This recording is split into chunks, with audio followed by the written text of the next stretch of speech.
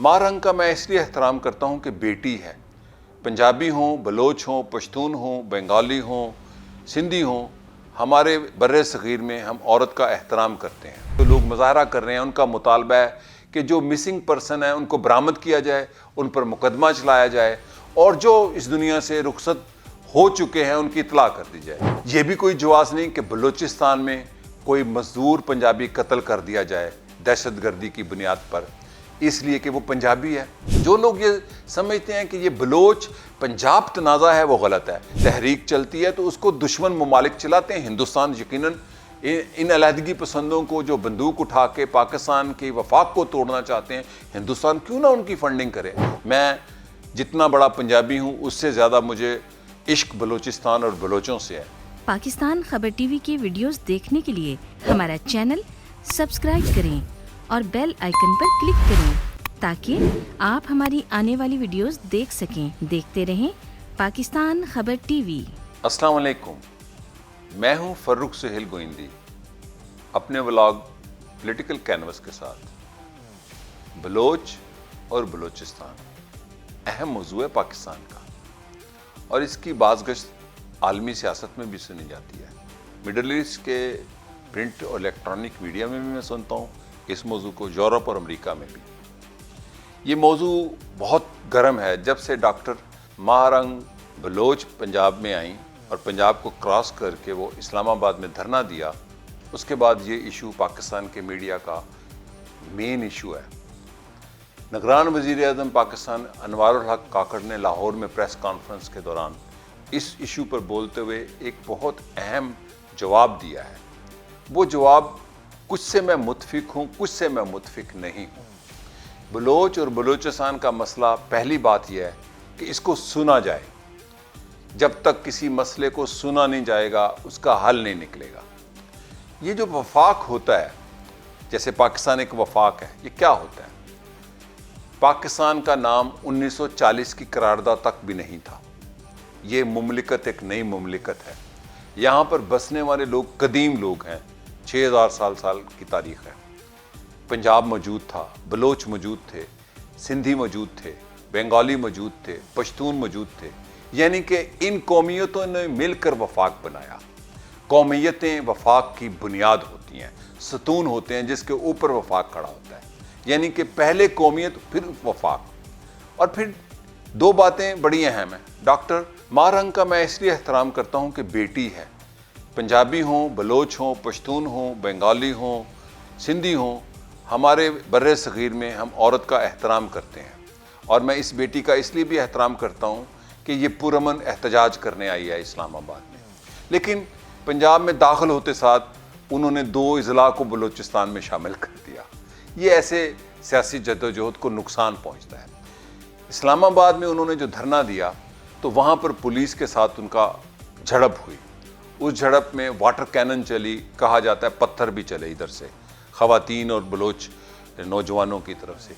और इसी पर अनवारुल हक काकड़ साहब ने जो जवाब दिया है वो अहम है। उसके कुछ हिस्सों से मैं मुत्फिक हूँ, कुछ से नहीं।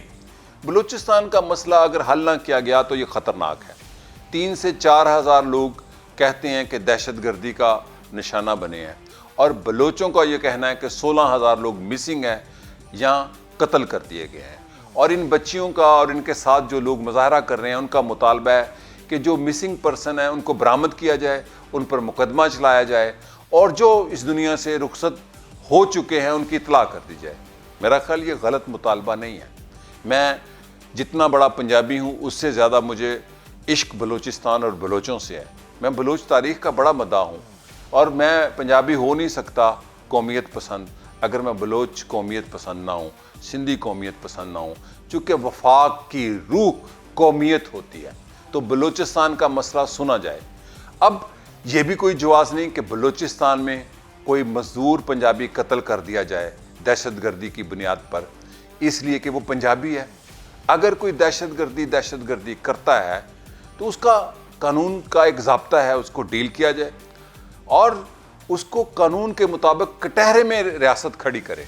दूसरी बात बहुत अहम है, कुछ लोग बलूचिस्तान के तनाज़े को बलूचिस्तान पंजाब तनाज़ा या तसादम के तौर पर समझते हैं और पेश करते हैं। खुसूसन वो लोग جو پنجاب کے جنوبی علاقے میں ایک صوبہ بنانا چاہتے ہیں سرائکی کے نام سے، وہ بھی ایک بہت بڑی تنگ نظر دانشوروں کی تحریک ہے جس کے پیچھے فیوڈلز ہیں۔ لیکن ہم یہ بھی نہیں کہہ سکتے کہ پنجاب نے بلوچستان کے ساتھ ظلم کیا۔ بلوچستان کا تنازع وفاق کے ساتھ ہے۔ وفاق ایک ادارے کا نام ہوتا ہے، ایک انسٹیٹیوشن ہوتا ہے، آئین میں اس کو فیڈریشن کہتے ہیں۔ فیڈریشن نے اگر بلوچستان کے ساتھ زیادتی کی ہے، بلوچوں کے ساتھ زیادتی کی ہے، تو اس کا حل نکالا جائے۔ اس میں پنجابیوں کا کیا قصور ہے؟ لیکن اگر ڈیموگرافکلی دیکھیں تو بلوچستان کے اندر دو بڑی قومیتیں رہتی ہیں، بلوچ اور پشتون۔ 30% کے قریب پشتون علاقہ ہے اور 70% کے قریب بلوچ علاقہ ہے، اور بلوچوں کے اندر بھی براہوی ہیں جو کہ اصل میں قدیم بلوچ اس دھرتی کے بلوچستان کے مالک ہیں، اور وہ انڈس ویلی سیولائزیشن کے بچے ہوئے لوگ ہیں، سندھ وادی یا ہڑپیائی تہذیب کے سب سے قدیم لوگ اس خطے میں جو ہمارے ملک میں رہتے ہیں وہ براہوی ہیں۔ اور ان کا تنازع بلوچوں کا، بلوچستان کا پنجاب سے نہیں۔ میں آپ کے ساتھ یہ بھی شیئر کرتا چلوں کہ پاکستان میں سب سے زیادہ بلوچ تو پنجاب میں رہتے ہیں۔ خوشاب بلوچوں کے گاؤں بھرے ہوئے ہیں، پاک پتن بلوچوں کے گاؤں بھرے ہوئے ہیں، چکوال، سرگودا آج بھی ان کو بلوچوں کے گاؤں کہتے ہیں۔ ڈاکٹر حئی بلوچ میرے دوست تھے، بہت بڑے بلوچ لیڈر تھے، بہت شاندار انسان تھے۔ ان کے والد کی قبر لاہور میں ہے۔ کیوں ہے؟ بلوچ پنجاب تعلق صدیوں پرانا ہے۔ بلوچوں کے ساتھ ظلم ہو رہا ہے، یہ میں کہتا ہوں، اور پنجابیوں کے ساتھ بھی ظلم ہو رہا ہے۔ پاکستان میں سب سے زیادہ غریب اور استحصال زدہ طبقہ جو ہے وہ پنجابی ہیں۔ اب آپ میری بات سن کر حیران ہوں گے کہ وہ کیسے؟ کیونکہ سب سے بڑا صوبہ، سب سے زیادہ آبادی جہاں ہے اور سب سے زیادہ غریب بھی جہاں ہے۔ تو بلوچوں کے لیے میں یہ کہوں گا، بلوچ تحریک کے لیے جو اپنے حقوق کی، اپنے مطالبات کا پرچم بلند کر رہی ہے، ان کا حق ہے پرامن تحریک چلانا، ان کا حق ہے اسلام آباد میں مظاہرہ کرنا۔ لیکن جو کوئی این جی او اس کو اپنے ایجنڈے کے طور پر استعمال کرنا چاہتی ہے، اس سے میں متفق نہیں۔ اور یہ بھی میں کہتا ہوں کہ جب کوئی علیحدگی پسند ہوتے ہیں، تحریک چلتی ہے، تو اس کو دشمن ممالک چلاتے ہیں۔ ہندوستان یقیناً ان علیحدگی پسندوں کو جو بندوق اٹھا کے پاکستان کے وفاق کو توڑنا چاہتے ہیں، ہندوستان کیوں نہ ان کی فنڈنگ کرے؟ ہندوستان تو تبت کی جلاوطن حکومت بھی بنائے بیٹھا ہوا ہے جو چین کے خلاف ہے۔ چین کی ایک جلاوطن حکومت جس کو ہندوستان مانتا ہے وہ ہندوستان میں ہے، دلائی لاما وہیں رہتا ہے، اسی لیے تبت کا دلائی لاما۔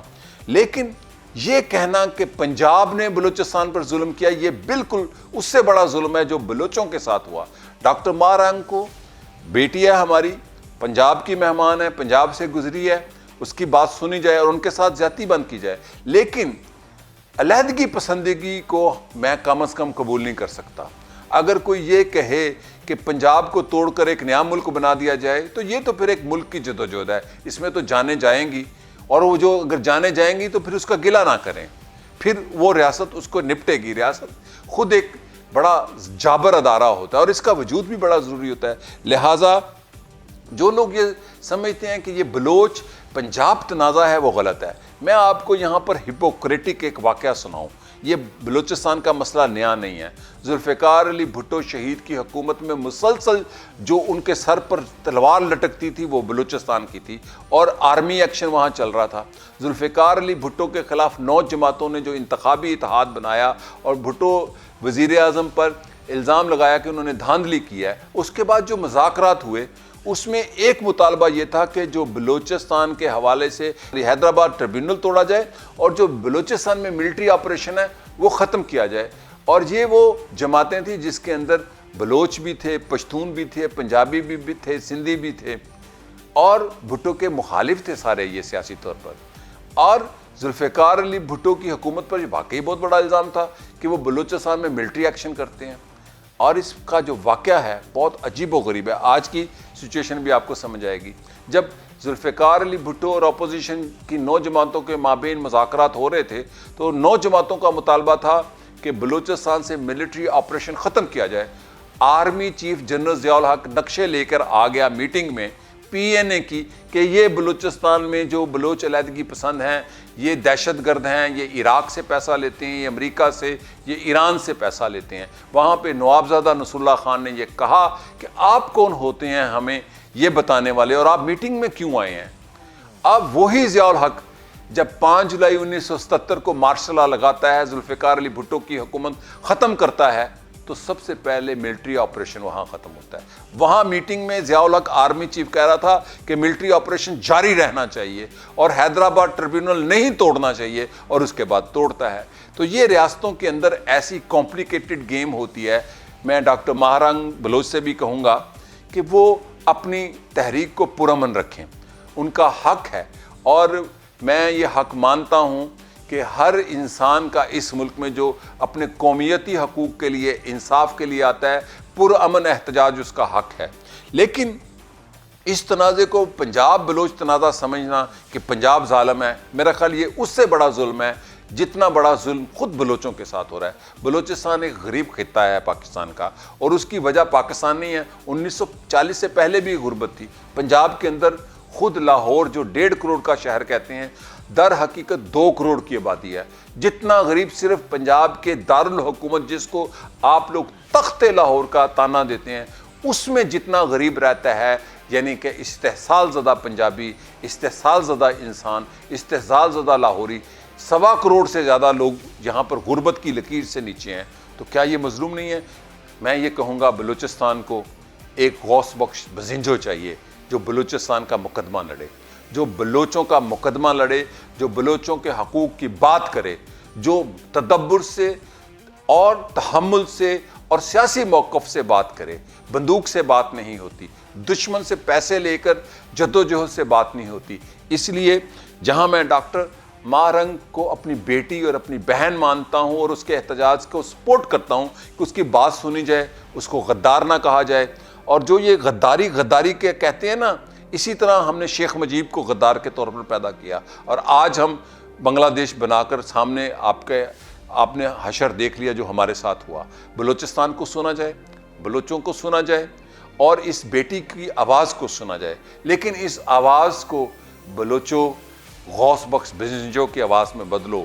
اگر آپ نے اپنا مقدمہ جیتنا ہے تو آپ کو ایک غوث بخش بزنجو چاہیے. اور وہ لوگ جو بلوچ پنجابی تنازع بنا کر اس کو ایک فیڈریشن کے اندر قومیتوں کی نفرت پھیلا رہے ہیں, وہ نہ بلوچوں کے ہمدرد ہیں, نہ وہ پنجابیوں کے دشمن ہیں.